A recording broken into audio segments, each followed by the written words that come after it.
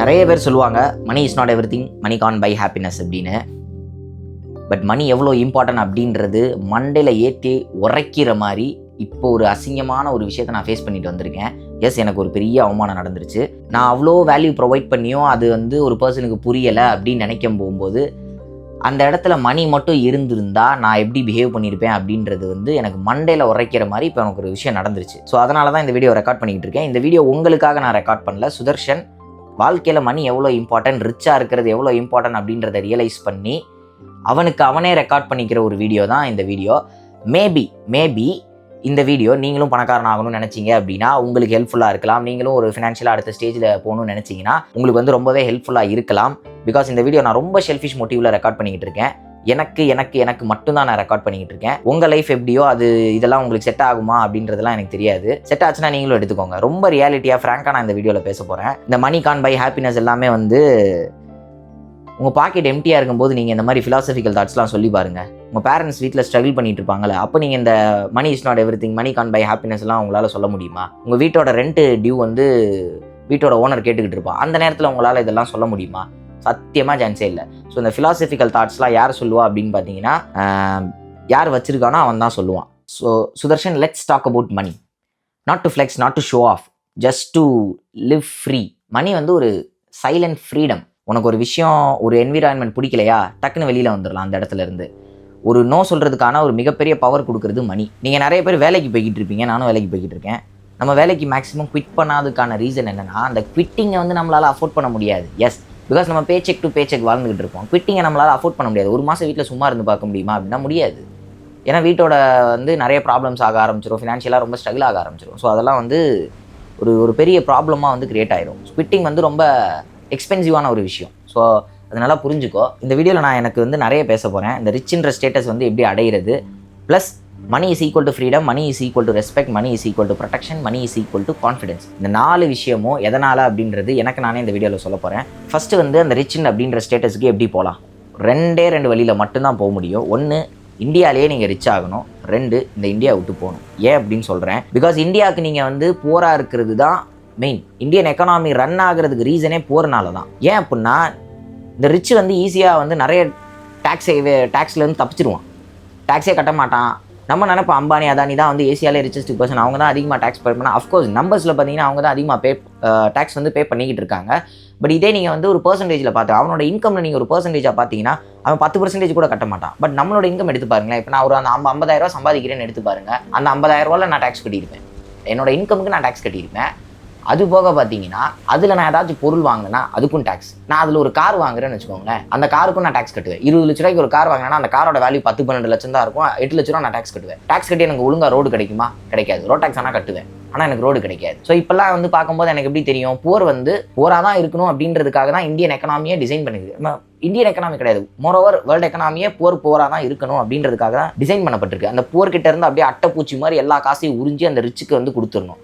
இதுதான் system. So இது வந்து நல்லா புரிஞ்சுக்கோ Sudarshan. Most of the time India விட்டு போக சான்ஸ் கிடச்சுன்னா தைரியமாக போயிருங்க, தாராளமாக போங்கன்னு தான் சொல்லுவேன். ஏன்னா இங்கே இருக்கிற சிஸ்டத்தை விட இங்கே இருக்கிற அந்த பேர் மினிமம், ஒரு பீப்புளுக்கு ஒரு பேர் மினிமமாச்சு ப்ரொவைட் பண்ணணும் அப்படின்னு இந்த கவர்மெண்ட் நினைக்குமான்றதே எனக்கு தெரில. ஒரு பேர் மினிமம் கூட கொடுக்க மாட்டேங்குது. ஸோ இப்போ துபாய், சிங்கப்பூர், கொரியா, ஜப்பான் இங்கெல்லாம் போனீங்கன்னா அங்கே பீப்புளோட வேல்யூ டைம் எல்லாம் வந்து ரொம்ப ரெஸ்பெக்ட் பண்ணுவாங்க அந்த கவர்மெண்ட். ஜப்பான் எல்லாம் பார்த்தீங்கன்னா ஒரு 10 செகண்ட் ஒரு ட்ரெயின் லேட் ஆகிறதே வந்து மன்னிப்பு கேட்குற லெவலுக்கு போகும் அந்த கவர்மெண்ட். அந்த ரயில்வே மினிஸ்ட்ரியே மன்னிப்பு கேட்குற லெவலுக்கு போகுது. ஸோ இதெல்லாம் நீங்கள் இந்தியாவிலலாம் எக்ஸ்பெக்ட் பண்ண முடியாது. பிகாஸ் நீங்கள் வந்து புவர்.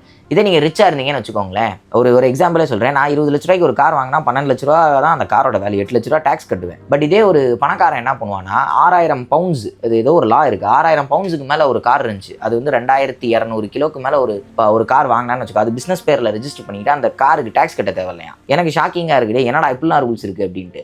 இத்தனைக்கும் அந்த காரோட இது நான் படித்து பார்க்கும்போது என்ன இருக்குன்னா 50% பிஸ்னஸ் யூஸ் பண்ணால் போதும், 50% நீங்கள் பர்சனல் யூஸ் பண்ணிக்கலாமா. ஏன்னா பர்சனல் யூஸ் பண்ணி நீ பர்சனல் யூஸுக்காகவே வாங்கினாலும் 50% பிஸ்னஸ் யூஸ்ன்னு கணக்கு காட்டிட்டு அந்த காரை பிஸ்னஸ் பேரில் ரெஜிஸ்டர் பண்ணிட்டு நீ அந்த காருக்கு டேக்ஸ் கட்டாமல் போயிடுவேன். இத்தனைக்கும் 2200 கிலோ எந்த கார் இருக்கும்? மேக்ஸிமம் அந்த கார்லாம் கோடி கணக்கில் போயிடும். அது வந்து எனக்கு தெரிஞ்சு இந்த ரேஞ்ச் ரோவர் கார்லாம் பார்த்தீங்கன்னா நல்லா மாடு மாதிரி இருக்கும். ஸோ அதெல்லாம் பார்க்கும்போது பார்த்தீங்கன்னா 6000 LBSக்கு மேலே போகும். அந்த மாதிரி கார்லாம் அவன் டேக்ஸ் இல்லாமல் போவான். நம்ம சின்னதாக ஆசையாக ஒரு ஆல்டோ காரு, ஒரு ஹோண்டாவில் ஒரு காரு, டாடா பஞ்ச், இந்த மாதிரி சின்ன கார் வாங்குவோம். அதுக்கு நம்மகிட்ட வந்து 2 லட்ச ரூபா 1 லட்ச ரூபா டேக்ஸ் வாங்குவாங்க. ஸோ போர் வந்து இப்படி தான் டிசைன் பண்ணப்பட்டிருக்கு. இந்தியா விட்டு போக லேக்ஸ் கணக்கில் ஏர்ன் பண்ணி இந்தியா விட்டு போக சான்ஸ் கிடச்சிச்சு அப்படின்னா தாராளமாக கண்ணை மூடிட்டு போயிருங்க. ஒரு 5 வருஷம் 10 வருஷம் வரவே வராதிங்க. நல்லா கோடி கணக்கில் சம்பாதிச்சு இந்தியாவுக்கு வாங்க. இந்தியாவில் இப்போ நீங்கள் ஒரு ரிச் பர்சனாக இருப்பீங்கல்ல, இப்போ இந்தியா வந்து உங்களுக்கு வந்து சப்போர்ட் பண்ணும். பிகாஸ் நீங்கள் யூ ஆர் ரிச். அப்படி நீ வரும்போது பார்த்தீங்கன்னா ரிச்சாக இருக்கும்போது உங்களுக்கு இந்தியன் கவர்மெண்ட் வந்து நிறைய ஃபேவர் பண்ணும். அந்த லாஸ் எல்லாம் அவனால் மாற்ற முடியாது. புவராக தான் இருக்கணுன்ற லாஸை மாற்ற முடியாது, சிஸ்டமை மாற்ற முடியாது. பட் நீ அங்கே ரிச்சாக போயிட்ட அப்படின்னா அந்த ரிச் பீப்புள்ஸ் என்னென்ன ஃபேவர்ஸ் யூஸ் பண்ணுறாங்களோ அதெல்லாம் நீ யூஸ் பண்ணிக்கலாம். மற்றவங்களுக்கு ஏன் அது கிடைக்கல, அவனுக்கே அது கிடைக்கல, அதெல்லாம் நீங்கள் சண்டை போட்டுக்க முடியாது. இந்தியாவில் வந்து நீங்கள் இங்கே வந்து எவனோ ஒருத்தவனுக்கு நான் வந்து கீழே மேலே அப்படின்னு இருக்கிறதுக்கு பதிலாக அங்கே வெள்ளக்காரன்ட்ட போய் நம்ம வந்து நான் கீழேயே இருந்துக்கிறேன்டா அப்படின்ற மாதிரி இருக்கும். ஏன் அப்படி சொல்கிறேன்னா அங்கே பேர் மினிமம் கிடைக்கும். ரோடு நல்லாயிருக்கும், அட்லீஸ்ட் லேடிஸுக்கு வந்து ப்ரொடெக்ஷன் நல்லாயிருக்கும், விமன் வந்து கொஞ்சம் தைரியமாக நைட்டில் வெளில போகலாம். நல்லா அது பேர் மினிமம். அந்த போலீஸ் வந்து உங்களுக்கு சப்போர்ட் பண்ணுவாங்க. அந்த பேர் மினிமமாச்சும் அங்கே இருக்கும். இங்கெல்லாம் எதிர்பார்க்கவே முடியாது. நான் உங்களுக்கு சொல்லணும்னு அவசியம் இல்லை. எத்தனையோ விஷயங்கள் வந்து இந்த போலீஸ் டிபார்ட்மெண்ட்லேயும் நடக்குது. எத்தனையோ விஷயங்கள் கொலை நடந்துக்கிட்டே தான் இருக்குது. போலீஸ் விசாரணை செஞ்சுக்கிட்டே தான் இருக்காங்க. ஸோ இந்த பேர் மினிமம் கூட இங்கே எக்ஸ்பெக்ட் பண்ண முடியலைன்னா இது எதுக்கு நான் இந்தியாவில் இருக்கணும்? இந்த கேள்வி எனக்குள்ளே வருது. ஒன்று இந்தியாவில் ரிச்சாக இருக்கணும், இல்லையா இந்தியா விட்டு வெளியில் இருக்கணும். இது ரெண்டும் தான் வந்து மோட்டிவாகவே இருக்குது. எப்படியாச்சும் பண்ணி இந்தியா விட்டு வெளில போயிடணும். நான் அப்புறம் முன்னாடி சொன்ன மாதிரி மணி கிவ்ஸ் யூ ஃப்ரீடம். எஸ், மணி வந்து நிறைய ஃப்ரீடம் உங்களுக்கு கொடுத்துரும். நீங்கள் ஒரு விஷயம் உங்களுக்கு பிடிக்கலையா நோ சொல்லிட்டு வெளில வந்துடலாம். ஒரு என்விரான்மெண்ட் பிடிக்கலையா நோ சொல்லிட்டு வெளில வந்துடலாம். ஒரு கெட் டுகெதர் போகிறீங்க, உங்களுக்கு வேல்யூ இல்லைன்னு தெரிஞ்சால் டக்குன்னு கிளம்பி வந்துடலாம். அந்த மணி இருந்துச்சு அப்படின்னா உங்களை பேசுவாங்க. அவன் பிடிக்கல, அவன் வெளில போயிட்டான் அப்படின்னு அவனை போய் கூட்டிட்டு வா அப்படின்ற லெவலுக்கு அந்த ரெஸ்பெக்ட் கிடைக்கும். ஸோ அந்த மணி தான் வந்து அந்த ஃப்ரீடமே உங்களுக்கு பிடிக்கும். உங்களுக்கு ஒரு விஷயம் பிடிக்கல அப்படின்னா you can easily say no. அந்த நோ சொல்கிறதுக்கு ஒரு பவர் வேணும். அந்த பவர் எங்கேருந்து கிடைக்கும்னா மணினால் மட்டும்தான் கிடைக்கும். ஸோ அந்த மணியை கண்டிப்பாக சேஸ் பண்ணி தான் ஆகணும். வேணும், கண்டிப்பாக வேணும். அதுதான் வந்து ஒரு மிகப்பெரிய ஒரு மணி வந்து ஒரு பெரிய அசட்டு அப்படின்றதெல்லாம் பார்க்குறத விட்டுட்டு ஒரு பவர். அது வந்து ஒரு பவர். மணி கையில் வச்சுருக்கிறது ஒரு power. Money gives you confidence அப்படின்னு நான் முன்னாடியே சொன்னேன். நான் அதுக்கு அந்த டாபிக் வந்து அடுத்து வரேன். அண்ட் இந்த மாதிரி வந்து நான் இப்போ வந்து கொஞ்சம் கோவமாக தான் பேசிக்கிட்டு இருக்கேன். எனக்கு அது வந்து அக்செப்ட் பண்ண முடியல. எனக்கு நடந்தது வந்து அக்செப்ட் பண்ணிக்க முடியல. ஹவு அப்படின்ற மாதிரி இருக்குது. இவ்வளோ வேல்யூ நம்ம கொடுத்தோம், நமக்கு வந்து ஏன் இதெல்லாம் நடக்குது அப்படின்ற அந்த ஒரு கோவத்தில் தான் நான் பேசிக்கிட்டு இருக்கேன். ஸோ கொஞ்சம் டென்ஷனாக தான் இருக்குது. And money gives you freedom. நான் அதை பற்றி பேசிட்டு இருந்தேன்ல. இப்போ நீங்கள் யோசிச்சு பாருங்களேன். உங்கள் கையில் மணி இல்லைனா நீங்கள் வந்து லக்கை தான் டிபெண்ட் பண்ணியிருப்பீங்க. என்னைக்காச்சும் நமக்கு ஒரு லக் அடிச்சிடாதா அப்படின்னு அதை டிபெண்ட் பண்ணி தான் இருப்பீங்க. பட் இதே காசு இருக்கிறவன் அந்த லக்கை உருவாக்கிடுவான், ஒரு ஃபேவரே உருவாக்கிடுவான், ஒரு லாவை உருவாக்குவான். அவன் நினச்சா ஈஸியாக வெளிநாடு போயிடலாம், ஃப்ளைட் எடுத்துகிட்டு போயிடலாம். நம்மளாலாம் முடியுமான்னு கேட்டால் முடியாது. அந்த லக்கை அவன் உருவாக்கிடுவான். அதுக்காகவாச்சும் மணி வேணும். அண்ட் ரெண்டாவது வந்து மணி கிவ்ஸ் யூ ரெஸ்பெக்ட். ஏன் சொல்கிறேன் அப்படின்னா உங்களுக்கு ஒரு விஷயம் பிடிக்கல நோ அப்படின்னு சொல்லணும்னா அது ஈஸியாக சொல்லிடலாம். ஒரு ஃபங்க்ஷனுக்கு போயிருக்கீங்க, அங்கே இடத்துல உங்களுக்கு வந்து சரியான வேல்யூ இல்லைன்னு தெரிஞ்சுன்னு வச்சுக்கோங்களேன். நீங்கள் ஒரு பைக் வச்சுருக்கீங்க, வேல்யூ இல்லைன்னு தெரிஞ்சிருச்சுப்பா, நீங்கள் டக்குன்னு கிளம்புறீங்கன்னா உங்களை எவனுமே மதிக்க மாட்டான். சத்தியமாக சொல்கிறேன். நீங்கள் வந்து கிளம்பிட்டீங்கன்னு யாருமே அங்கே கேட்கவே மாட்டாங்க. ஏன்னா நீங்கள் பைக்கில் போகிறீங்க. இதே யோசிச்சு பாருங்கள். நீங்கள் ஒரு பென்ஸ் கார் வச்சுருக்கீங்க, ஒரு பென்ஸோ பிஎம்டபிள்யூவோ ஒரு போர்ஷே கார் வச்சுருக்கீங்கப்பா, இல்லை ஒரு ஹை கிளாஸ் கார் ஃபார்ச்சுனர் வச்சுருக்கீங்க, இந்த மாதிரி ஏதோ ஒன்று கார் வச்சுருக்கீங்க. அந்த காரில் நீங்கள் அந்த ஃபங்க்ஷனுக்கு போகிறீங்கப்பா, உங்களுக்கு வந்து வேல்யூ இல்லைன்னு வச்சுக்கோங்களேன். கண்டிப்பாக வேல்யூ இருக்கும். அந்த காரில் போனீங்கன்னா கண்டிப்பாக உங்களுக்கு வேல்யூ இருக்கும். பட் அந்த வேல்யூ வேணும், அந்த ரெஸ்பெக்ட் வேணும்னா அந்த கார் வேணும். அந்த கார் வேணும்னா பணம் வேணும். சப்போஸ் நீங்கள் அங்கே போகிறீங்க அப்படின்னாலே உங்களுக்கு வேல்யூ இல்லைன்னு இருந்துச்சுன்னு வச்சுக்கோங்க. யாரும் சரி சில பேர் உங்களை மதிக்கலப்பா, இல்லை சில பேர் வந்து உங்களை வந்து அவமதிச்சிட்டாங்க அப்படின்னா நீங்கள் அந்த கார் எடுத்துகிட்டு கிளம்புறீங்கன்னு வச்சுக்கோங்களேன். அவன் கிளம்பிட்டான், அவன் போயிட்டான், போய் அவனை கூப்பிடு அப்படின்னு யாராச்சும் வந்து சொல்லுவாங்க. அந்த ரெஸ்பெக்ட் நீங்கள் இல்லைன்னா அந்த இடத்துல ஒரு மிஸ்ஸிங் ஃபீல் இருந்து அந்த ரெஸ்பெக்ட் கிடைக்கிறதுக்கு காசு வேணும். So money gives you respect. நல்லா மண்டையில் ஏற்றிக்க சுதர்ஷன். நான் வந்து எனக்கு பேசிகிட்டு இருக்கேன், நான் உங்களுக்கு யாருக்கும் பேசல, நான் எனக்கு பேசிகிட்டு இருக்கேன். மணி கிவ்ஸ் யூ ரெஸ்பெக்ட் அப்படி இல்லை. இது வந்து ஒரு சிம்பிளான எக்ஸாம்பிளே உங்களுக்கு சொல்கிறேனே. நீங்கள் ஒரு வீட்டில் ஒரு 2 மாதம் வேலைக்கு போகாமல் இருந்து பாருங்களேன், உங்கள் வீட்லேயே உங்களை மதிக்க மாட்டாங்க. நீங்கள் வந்து அஸ் அ மேனாக நீங்கள் வந்து you have to provide something. காசு கொடுத்தாகணும். நீங்கள் வந்து ஒரு ரெஸ்பான்சிபிலிட்டியில் இருக்கீங்க, காசு கொடுத்து தான் ஆகணும். இங்கே அதெல்லாம் வந்து சாய்ஸ்லாம் கிடையாது. ஒரு பையனாக பிறந்தீங்கன்னா நோ சாய்ஸ்.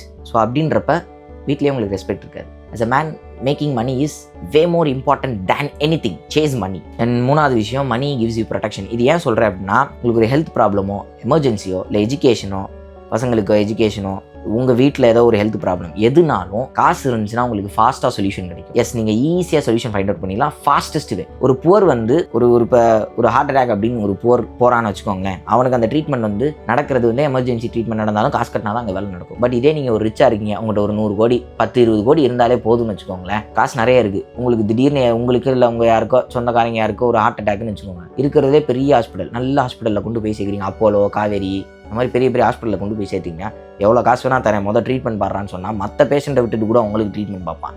ஸோ அந்த ப்ரொடெக்ஷன் வந்து உங்களுக்கு கிடைக்கும். நீங்கள் வந்து கன்று வாங்கி வச்சுக்கலாம், லைசன்ஸோட கன்று வாங்கி வச்சுக்கலாம் ஃபேமிலியை ப்ரொடெக்ட் பண்ணுறதுக்காக.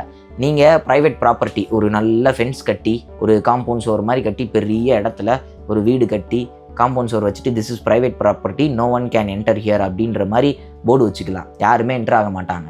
போயஸ் கார்டன்லலாம் நீங்கள் உள்ளே போக முடியுமானா போக முடியாது. ஒரு சிஎம் வீடு இருக்கிற ஏரியாக்குள்ளே நீங்கள் வாக்கிங் போக முடியுமானா போக முடியாது. ஏன்னா அந்த area protected area, private property அது. ஸோ அந்த மாதிரி இருக்கிறனால வந்து protection, money gives you protection அப்படின்றது சொல்கிறதுக்காக அதான். மணி இல்லைனா லக்கை டிபெண்ட் பண்ணி தான் இருக்கணும். காசு இருந்துச்சுன்னா ஏக்கர் கணக்கில் லேண்டு வாங்கி போட்டு அங்கே வந்து ஒரு ஃபென்ஸ் கட்டி, காம்பவுண்ட் சோர் கட்டி, this is a private property, I can do anything here அப்படின்ற மாதிரி நீங்கள் என்ன வேணால் பண்ணலாம். So money gives you protection. And ஃபைனலாக பார்த்தீங்கன்னா மணி கொடுக்குற லெவலுக்கு கான்ஃபிடன்ஸ் எதுவுமே கொடுக்காது. Yes, money gives you confidence, way more confidence. கையில் காசு இருந்துச்சுன்னா எவ்வளோ கான்ஃபிடன்ஸ் வேணா வரும், என்ன வேணா பண்ணலாம், எப்படி வேணா பண்ணலாம். நாட் ஒரு க்ரீடியான விஷயம். பேராசைப்பட்டு நீங்கள் மணியை சேஸ் பண்ணிடாதீங்க. Money gives you power, money gives you confidence, money gives you protection, money gives you freedom. இந்த 4 விஷயத்தை மட்டும் மைண்டில் வச்சுக்கிட்டு மணியை சேஸ் பண்ணுங்கள். வேறு எதுக்காகவும் மணியை சேஸ் பண்ணாதீங்க. இந்த பண்ணிடாதீங்க இதெல்லாம் சொல்கிறது வந்து என்னோட ஃபியூச்சர் சுதர்சனுக்கு நான் சொல்லிக்கிட்டு இருக்கேன். நான் வந்து அவனை ரெஸ்பெக்ட் பண்ணுறேன். ஸோ உங்களுக்கு இந்த வீடியோ வந்து யூஸ்ஃபுல்லாக இருந்தால் நீங்களும் எடுத்துக்கோங்க. நான் வந்து உங்கள்கிட்ட பேசல, நான் டென்ஷனாக கோவமாக பேசிக்கிட்டு இருக்கேன் இப்போ. அதெல்லாம் வந்து அது விட்டுருங்க, அது என்னோட பர்சனல். ஸோ மணி எவ்வளோ இம்பார்ட்டன்ட் அப்படின்றது இந்த வீடியோவில் வந்து சுதர்சனுக்கு ரொம்ப புரிஞ்சிருக்கும்னு நினைக்கிறேன். மணி, சேஸ் மணி. நீங்கள் வந்து உங்கள் கேர்ள் ஃப்ரெண்டுக்கு ஏதோ வாங்கி கொடுக்கணும்னா பணம் வேணும், உங்கள் வண்டிக்கு சர்வீஸாக பணம் வேணும், கார் வாங்கணுமா பணம் வேணும், வீடு வாங்கணுமா பணம் வேணும், கன்று வாங்கணுன்னா கூட உங்களுக்கு பணம் வேணும். ஸோ சேஸ் மணி. க்ரீடியான விஷயத்தில் கிடையாது. மணி சேஸ் பண்ணுறது ரொம்ப ரொம்ப ரொம்ப இம்பார்ட்டன்ட். ஸோ அதனால் வந்து ஒரு விஷயத்தில் ஸ்டக் ஆகி டிசிப்ளின்டாக இருந்து ஒரே ஒரு விஷயத்தில் மட்டும் ஃபோக்கஸ்டாக இருந்து கிரியேட் பண்ணி ஒரு பிஸ்னஸ் கிரியேட் பண்ணுமா கிரியேட் பண்ணி, இல்லை அப்ராட் போகிற ஆப்பர்ச்சுனிட்டி கிடைக்குதா போயிரு. இங்கே எவனா ஒருத்தவனுக்கு அடிமையாக வாழ்கிறத விட நீ அங்கே போய் வாழ்ந்துடலாம், அங்கே வேலைக்காரனுக்கு அடிமையாக இருந்துடலாம். எஸ், ரொம்ப ஃப்ராங்காக பேசிக்கிட்டு இருக்கேன். அவனுக்கு நீங்கள் அடிமையாகவே இருந்துட்டு போயிடலாம். ஏன்னா அவன் உனக்கு பேர் மினிமம் ப்ரொவைட் பண்ணிடுவான்.